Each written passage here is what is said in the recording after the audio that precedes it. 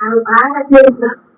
అయితే మా ఇంటికి వచ్చినప్పుడు ఎప్పుడు ప్రార్థన చేసుకుంటాను ప్రజలు జరుగుతుంటాను కానీ సౌడు తను జాకెట్ తీసుకోవాలంటే పెద్ద పెద్ద తీసుకుని దాంతో కత్తిరిచేసి జాకెట్ తయారు చేసి మనం అందు అంతలో తింటా ఉంటాం కానీ 3 వస్తువులు తింటే నాతో ఎక్కువైపోతుంది తర్వాత తినేదంతా వేస్ట్ అని చెప్పి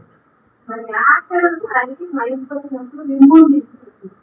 నిమ్మూరు తీసుకొచ్చినప్పుడు ఏం చెప్తుందంటే వాటిలో నావాలు తీసుకొచ్చింది మొదటి వాడినప్పుడు అదే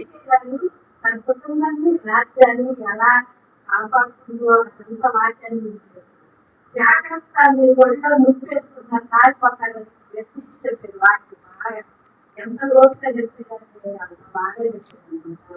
చెప్పారు ఆమె బట్టి ప్రార్థన అనుభవం మిగిలింది ఎవరైనా వచ్చి ప్రార్థన చేసుకుంటే మా ఏంటంటే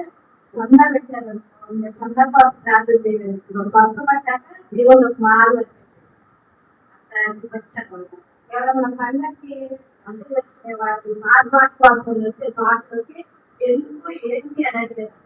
అంటే హిందువుల పండుగకి నేను ఎవరో ఖచ్చితంగా చెప్పేదాం ఇచ్చేది కాదంతా మాకు గోబడిగా ఎన్నగా చెప్పేదాం మాకు చెప్పి బాగా చెప్పేదాం నాకు అప్పుడే మా ఇంటి వాకి పాప మామ అంటే బాగా ఉంది మీకు పని చేస్తుంది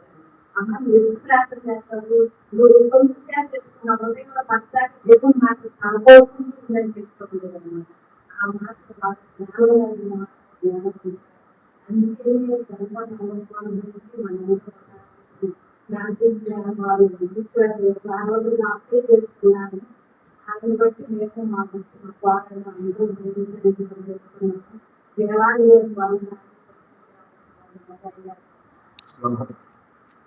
చక్కని మార్పులు